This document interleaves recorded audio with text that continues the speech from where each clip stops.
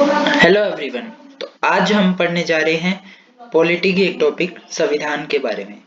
संविधान क्या होता है?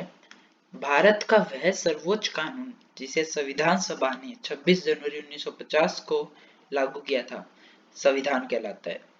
संविधान में कुल 22 भाग हैं और 3 उपभाग। संविधान में अनुच्छेदों की संख्या 395 है और वर्तमान में संविधान में कितनी अनुसूचियां हैं? 12 अनुसूचियां। लेकिन जब संविधान बना था उस समय संविधान में 8 अनुसूचियां थी। सबसे पहले है अनुसूची ए। इस अनुसूची में 29 राज्य और 7 केंद्र शासित प्रदेशों के बारे में दिया हुआ है। उनके नाम क्या क्या हैं, उनका वर्णन जो भी है वो अनुसूची ए में है। साथ ही साथ इसमें भारत का नाम जो है, भारत का क्या कहा गया है? एक संघ राज्यों का देश कहा गया है, यानी यूनियन स्टेट ऑफ इंडिया। अगली क्या है? अनुसूची 2। इस अनुसूची में क्या है? इस अनुसूची में राज्य व्यवस्था के जो अधिकारी हैं उनके बारे में वर्णन है। राज्य व्यवस्था के अधिकारी कौन होते हैं? राष्ट्रपति, उपराष्ट्रपति, लोकसभा अध्यक्ष, लोकसभा उपाध्यक्ष, राज्यपाल आदि राज्य व्यवस्था के अधिकारी माने जाते हैं। और इन सब के वेतन, भत्ते, पेंशन ये सभी किस में दिए हुए हैं? अनुसूची 2 में। आगे है अनुसूची 3। अनुसूची 3 में जो हमने अनुसूची 2 में राज्य व्यवस्था के अधिकारी पढ़े थे, उन सभी के द्वारा जो शपथ ली जाती है उसका वर्णन किसमें है? अनुसूची 3 में। आगे है अनुसूची 4। इस अनुसूची में राज्यसभा जो है, हमारी राज्यसभा, उसकी सीटों का बंटवारा किस प्रकार किया गया है? राज्य और केंद्र शासित प्रदेशों के बीच कितनी सीटें किस राज्य या केंद्र शासित प्रदेश को दी गई है, उसका वर्णन किसमें है? अनुसूची 4 में। आगे है अनुसूची 5। इस अनुसूची का संबंध किससे है? अनुसूचित जाति, जनजाति और उनके क्षेत्रों से। इस अनुसूची में क्या दिया हुआ है कि जो ये अनुसूचित जाति हैं, जनजातियां हैं और जो उनके क्षेत्र है उसका प्रशासन कैसे होगा, उनका नियंत्रण कैसे होगा, किस प्रकार होगा, वो किस में दिया हुआ है? अनुसूची 5 में। आगे है अनुसूची 6। अनुसूची 6 में क्या दिया हुआ है? इस अनुसूची का संबंध 4 राज्यों से है, असम, मिजोरम, त्रिपुरा और मेघालय। इस अनुसूची में इन चारों राज्यों के अनुसूचित क्षेत्र का प्रशासन किस प्रकार से होगा वो दिया हुआ है। आगे है अनुसूची 7। इस अनुसूची में सरकार जो है, केंद्र सरकार और राज्य सरकार, इनके बीच शक्तियों का बंटवारा किया हुआ है। शक्तियां यानी किस टॉपिक के ऊपर कौन सी सरकार कानून बना सकती है, वो किस में है? अनुसूची 7 में। शक्तियां 3 प्रकार से बांटी गई है: संघ सूची, राज्य सूची और समवर्ती सूची। संघ सूची क्या होती है?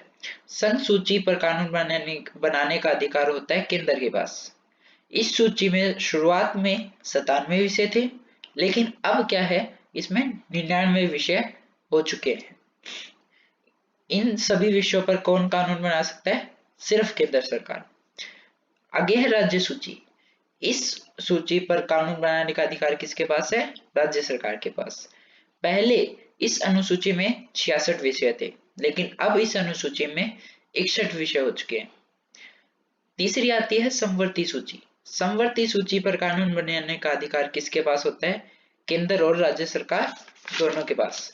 यदि दोनों द्वारा कोई टॉपिक के ऊपर या कोई भी चीज, किसी भी चीज के ऊपर कानून बनाया गया है, यदि उस कानून के ऊपर दोनों के अंदर मतभेद हो जाता है, आर्गुमेंट हो जाता है, तो अंतिम फैसला किसका माना जाएगा? केंद्र सरकार का। पहले इस सूची में 47 विषय थे, लेकिन अब कितने हो गए हैं? 52 विषय। शिक्षा का जो विषय है वो समवर्ती सूची में है, समवर्ती सूची में शामिल है, यानी उस पर राज्य सरकार और केंद्र सरकार दोनों कानून बना सकती है। आगे आता है अविशिष्ट शक्तियां। जो विषय न तो संघ सूची में है, न राज्य सूची में है, न समवर्ती सूची में है, वो सारे विषय किस में आते हैं? अविशिष्ट शक्तियों के अंतर्गत। इस पर कानून बनाने का अधिकार किसके पास है? संसद के पास। इस सूची के अंतर्गत बनाया गया पहला कानून कौन सा था? साइबर कानून। आगे है अनुसूची 8। इस अनुसूची में राजभाषाओं का वर्णन है। किसका वर्णन है? राजभाषाओं का। संविधान जब लागू हुआ था उस समय कितनी राजभाषाएं थी? 14। आज संविधान में कितनी राजभाषाएं हैं? 22 राजभाषाएं हैं। 15वीं राजभाषा सिंधी जो 19वें संविधान संशोधन द्वारा 1967 में जोड़ी गई थी।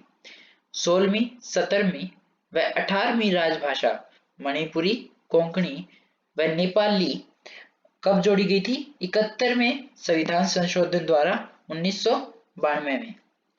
19वीं, 20वीं, 21वीं और 22वीं ये 4 जो राजभाषाएं हैं, बोडो, डोगरी, मैथिली और संथाली, ये कब जोड़ी गई थी? ये 92वें संविधान संशोधन द्वारा 2003 में जोड़ी गई थी।